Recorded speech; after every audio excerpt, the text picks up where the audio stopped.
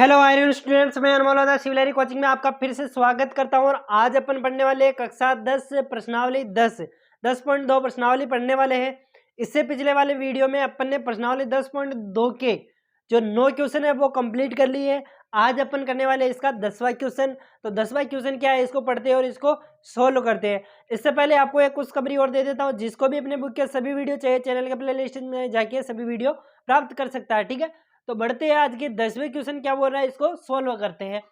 तो सिद्ध कीजिए कि किसी बाह्य बिंदु से वृत्त पर किसी वृत्त पर खींची गई स्पर्श रेखाओं के बीच का कोण स्पर्श बिंदुओं को मिलाने वाले रेखाखंड द्वारा केंद्र पर अंतरित कोण संपूरक कोण होता है। तो पहले तुम्हें ये ज्ञात होना चाहिए कि संपूरक कोण किसे कहते हैं। तो संपूरक कोण का अर्थ होता है कि दो कोणों का योग 180 डिग्री होता है, उसे कहते हैं संपूरक कोण।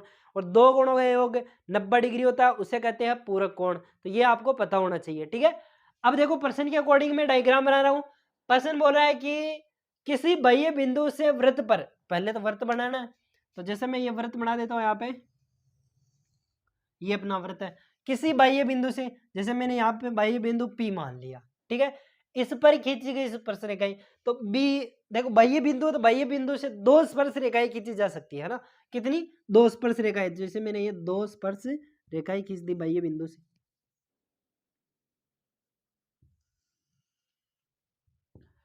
और ये O केंद्र वाला वृत्त है, O केंद्र वृत्त का है ना। ठीक है, तो दो स्पर्श रेखाएं खींच दी। अब ये क्या बोल रहा है, खींची गई स्पर्श रेखाओं के बीच का कोण स्पर्श बिंदुओं को मिलाने वाले रेखाखंड द्वारा केंद्र पर अंतरित होता है। स्पर्श बिंदु तो यही है, तो इसको मिलाने वाला कोण केंद्र पर एक अंतरित कोण होता है। एक ये अंतरित कोण हो गया केंद्र पर। ठीक है, मिलाने वाले रेखाखंड केंद्र पर अंतरित कोण संपूरक होते हैं।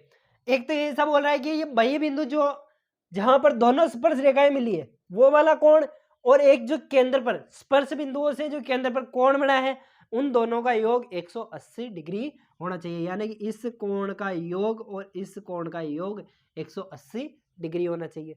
तो ये तो था अपना प्रश्न। आपको सिद्ध करना है कि कोण P प्लस कोण Q बराबर 180 डिग्री। तो जो दिया है वो लिख लेते हैं। तो मैं इसको नाम दे देता हूं R, या बाह्य बिंदु में T ले लेता हूं, T, इसको PQ नाम देता हूं, स्पर्श बिंदु को PQ नाम दे दिया मैंने। तो ये तो जो प्रश्न में दिया था वो अपन यहाँ पे लिख देता हूं मैं एक बार। क्या दिया है इसका सोल्व लेते हैं। दिया क्या है, O केंद्र वाले वृत्त पर दो स्पर्श रेखाएं TP और TQ खींची गई है, जिनके स्पर्श बिंदु P व Q है। ये कहिए मैं यहाँ पे लिख देता हूं, O केंद्र वाले वृत्त पर, तो जो दिया था वो मैंने लिख दिया है। दो स्पर्श O केंद्र वाले वृत्त पर दो स्पर्श रेखाएं खींची गई है TP व TQ, जिनके स्पर्श बिंदु P व Q है। ऐसा कैसा लिख दिया मैंने। ठीक है, अब देखो अपन को क्या करना पड़ेगा, और तथा ये भी दे रखा है इसमें, दोनों जो स्पर्श बिंदु उनको केंद्र से मिलाया गया, दोनों स्पर्श बिंदुओं को केंद्र से मिलाया गया, यानी कि त्रिज्या ही सोचो ऐसा होगी त्रिज्या। तो त्रिज्या PO व PQ, सॉरी OQ, POOQ है, त्रिज्या POOQ है। ठीक है, अब देखो आपको पता है प्रमेय 10.1 में अपन ने पढ़ा था कि त्रिज्या व स्पर्श रेखा के बीच 90 डिग्री का कोण बनता है। त्रिज्या व स्पर्श रेखा के बीच 90 डिग्री का कोण बनता है, ये अपन ने जाना था। तो इसमें रचना करने की तो कोई आवश्यकता है नहीं ऐसी। तो इसमें चतुर्भुज की प्रॉपर्टी लगाइए भी अपन इनको दोनों का योग 180 कर सकते हैं। तो कोण P, देखो चतुर्भुज मान लेता हूं मैं, चतुर्भुज सिद्ध करना जो तो लिखा है पहले, है ना, सिद्ध करना है। क्या सिद्ध करना अपन को, सिद्ध करना है कोण T बराबर, सॉरी कोण T प्लस कोण O बराबर 180 डिग्री, ये अपन को सिद्ध करना। ठीक है, तो देखो चतुर्भुज, देखो तो चतुर्भुज टी पी ओ क्यू में, टी पी ओ क्यू में, तो इस चतुर्भुज में कोण P 90 डिग्री है, कोण Q भी 90 डिग्री है। कोण P बराबर 90 डिग्री, कारण त्रिज्या व स्पर्श रेखा के बीच का कोण, त्रिज्या व स्पर्श रेखा लंबवत होती है, त्रिज्या व स्पर्श रेखा लंबवत होती है।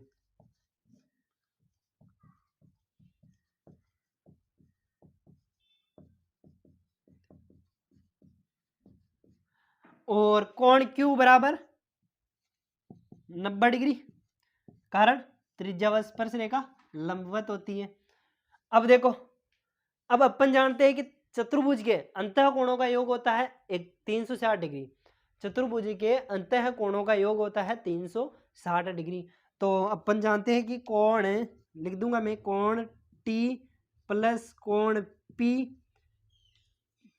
प्लस कोण O प्लस कोण Q बराबर 360 डिग्री, चतुर्भुज के अंतः कोणों का योग। कारण क्या हो गया, चतुर्भुज के अंतः कोण,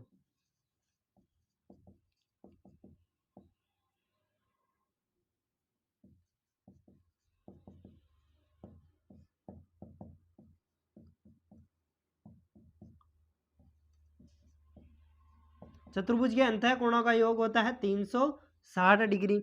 देखो अब जो दिया है उसको रख दो, तो कोण T नहीं है अपने पास, कोण Q भी नहीं है, तो सॉरी कोण Q तो है, कोण O नहीं है, प्लस कोण O, कोण P है अपने पास 90 डिग्री, प्लस कोण Q भी है अपने पास 90 डिग्री, बराबर 360। कोण T प्लस कोण O, ये 90 90 180 बराबर 360। तो कोण T प्लस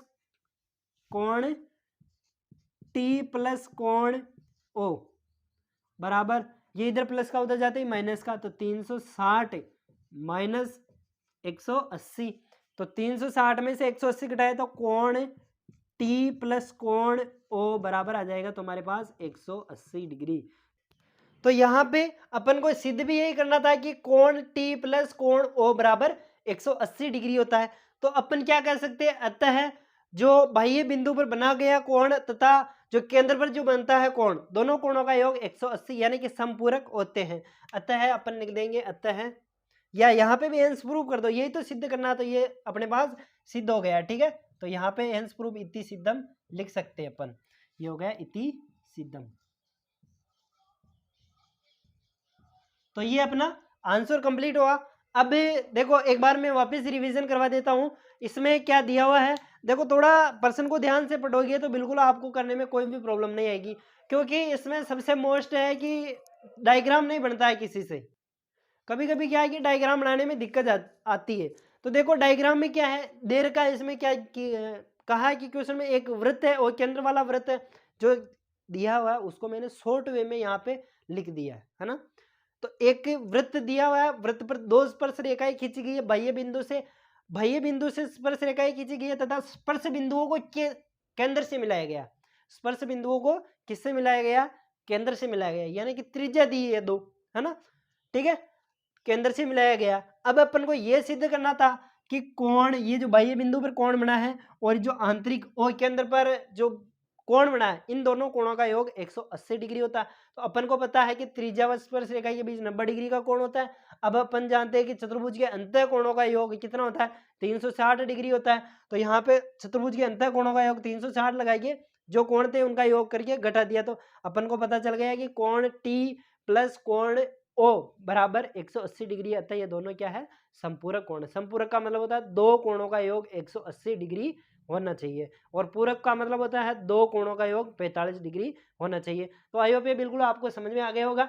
तो अब देखते हैं इसके बाद इसका नेक्स्ट क्वेश्चन नंबर 11। तो क्वेश्चन नंबर 11 पे बढ़ते हैं अपन।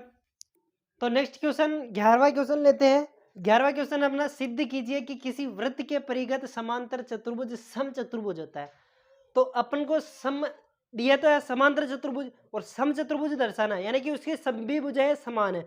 तो जैसे मैं डायग्राम बनाता हूँ, डायग्राम बनाते ही आपको थोड़ा थोड़ा दिमाग, देखो आपके हिसाब से कैसा डायग्राम बन रहा है।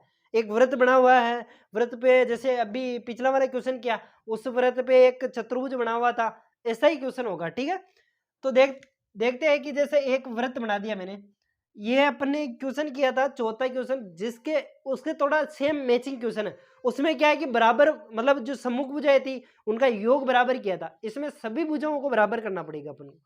तो देखो, तो एक वृत्त दिया हुआ, जैसे ये वृत्त बना दिया मैंने, इसके परिगत, परिगत का मतलब होता है इसके चारों ओर, तो एक समांतर चतुर्भुज बना हुआ है।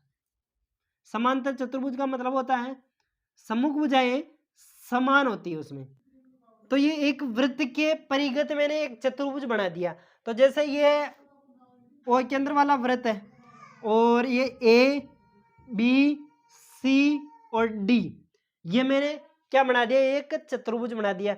यहाँ पे जिनके स्पर्श बिंदु भी बना देता हूँ, यहाँ पी क्यू आर और ये एस, ये चतुर्भुज के, सॉरी इसके वृत्त के मैंने स्पर्श बिंदु, यानी कि देखो परिगत का मतलब इसने वृत्त क्यों दिया, ऐसे भी डायरेक्ट भी तो पहुंच सकता था, लेकिन वृत्त का इसमें लॉजिक लगने वाला है, यानी कि वृत्त की कुछ कुछ बातें इसमें फॉलो होगी, किसमें, चतुर्भुज में, इसलिए इसने अंदर क्या दिया है, एक वृत्त दिया है।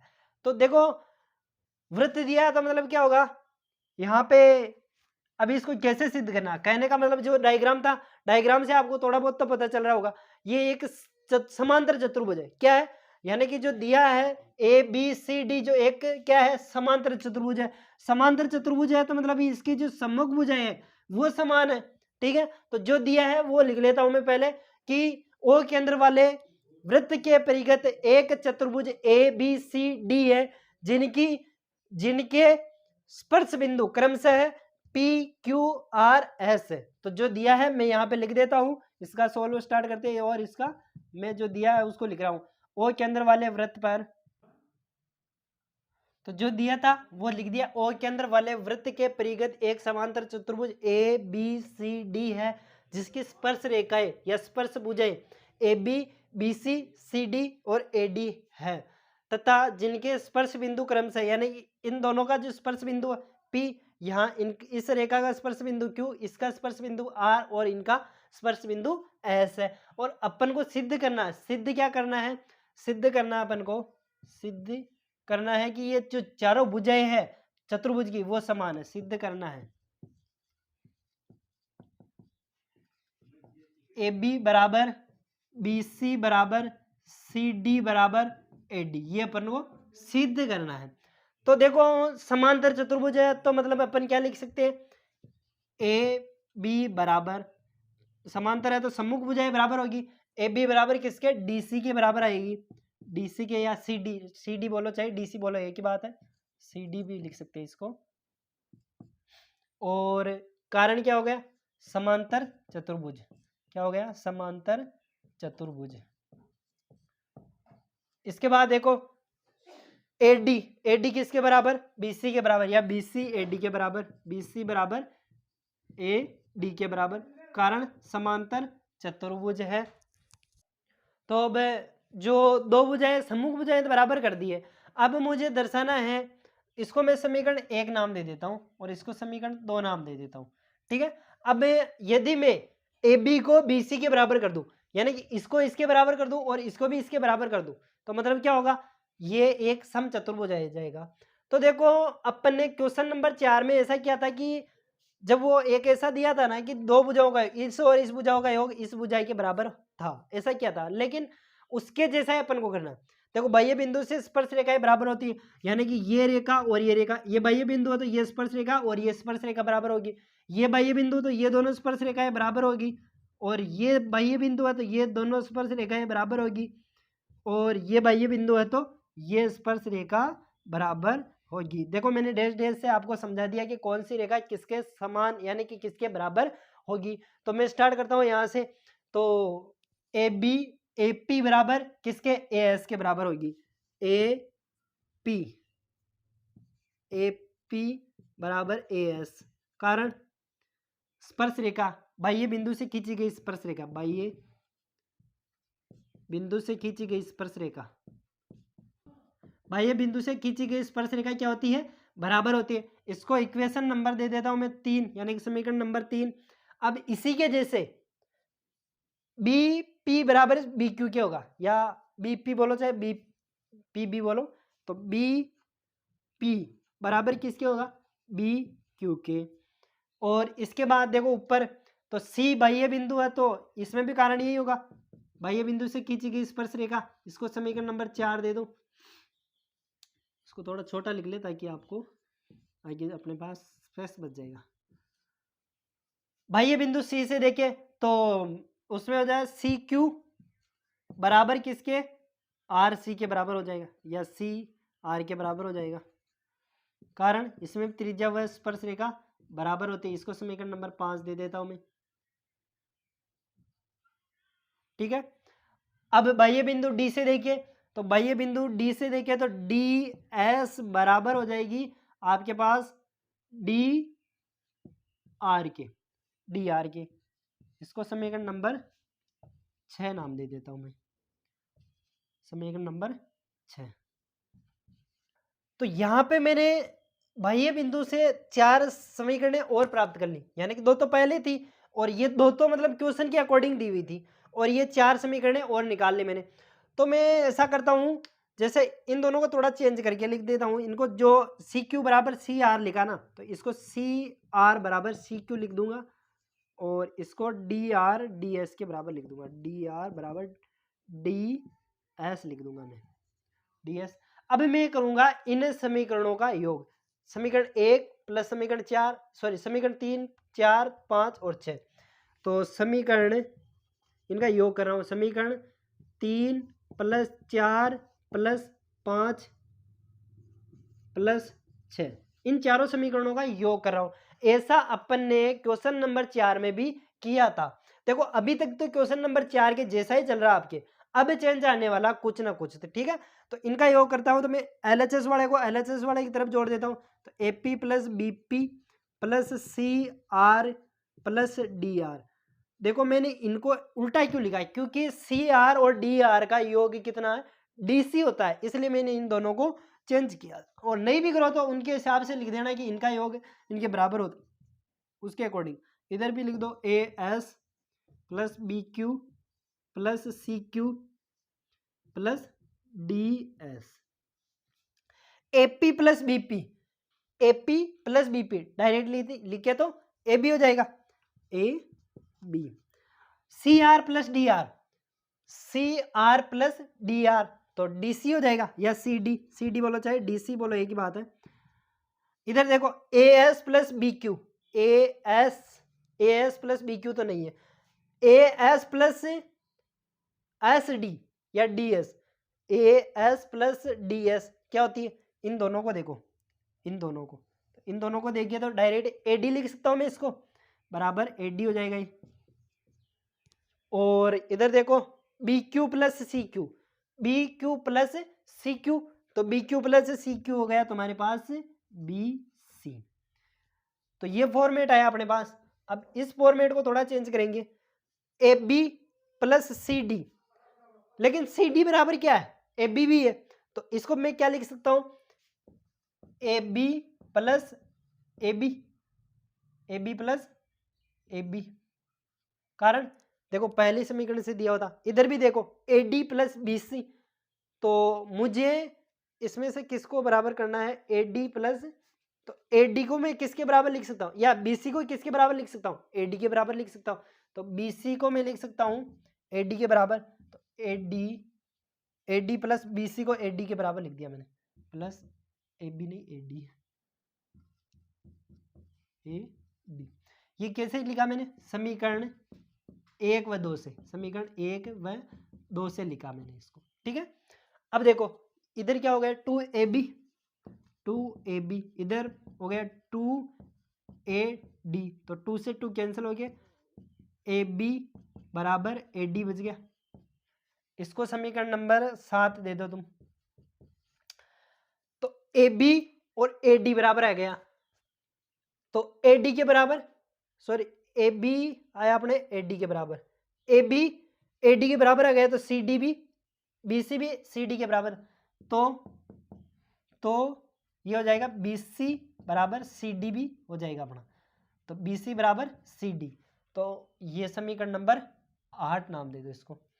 तो समीकरण 1 2 7 8, 1 2 और 7 8 से कह सकते हैं अपन समीकरण 1 2 7 और 8 से क्या कह सकते हैं, 7 व 8 से,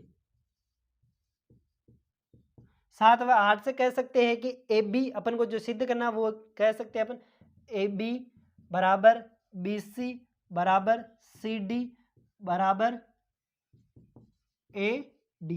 ये अपन ने क्या कर दिया, इति सिद्धम, ये अपन ने सिद्ध कर दिया। तो एक बार मैं वापस आपके पास रिवीजन करवा देता हूँ। देखो करना क्या है, इसमें एक ओ केंद्र वाला वृत्त दिया है, वृत्त के परिगत एक चतुर्भुज बना गया। चतुर्भुज में अपन को पता है कि जो बाह्य बिंदु से खींची गई स्पर्श रेखाओं की लंबाई समान होती है। तो मैंने यहाँ पे जो इस क्वेश्चन को शॉर्ट वे में लिख दिया, ओ केंद्र वाले वृत्त के परिगत समांतर चतुर्भुज ABCD जिसकी भुजाएं AB BC CD व DA है, जिनके स्पर्श बिंदु PQ व RS है। तो सिद्ध करना अपन को AB बराबर BC बराबर CD बराबर AD, यानी कि इन चारों भुजाओं को बराबर अपन को दर्शाना है। तो चारों भुजाओं को बराबर दर्शाने के लिए अब इसने वृत्त दिया है तो वृत्त का भी कुछ ना कुछ अपन को उपयोग करना पड़ेगा। तो वृत्त का अपन ने उपयोग किया है कि बाह्य बिंदु से खींची गई स्पर्श रेखाओं की लंबाई बराबर होती है। तो इन बाह्य बिंदु से खींची गई स्पर्श रेखाओं की लंबाई से मैंने ये 4 समीकरण निकाले। इन 4 समीकरणों का योग किया, योग करने पर AB प्लस CD यानी कि इनकी जो सम्मुख भुजाएं हैं उनका योग बराबर आया, उनका योग बराबर आया। यहाँ पे CD बराबर AB था तो मैंने इसको चेंज करके AB 2AB कर दिया था। 2AB होने के बाद जब ये भुजा इसके बराबर आ गई तो ये दोनों भी आपस में बराबर होगी। तो इस प्रकार अपन ने इसको सिद्ध कर दिया। तो आई होप ये क्वेश्चन आपको बिल्कुल समझ में आ गया होगा। वीडियो को पॉज करके इसको उतार लीजिए। अब इसके नेक्स्ट वीडियो में इसके 2 क्वेश्चन और बचे हुए हैं, अगले वाले वीडियो में देखने वाले इसके नेक्स्ट क्वेश्चन। Thank you.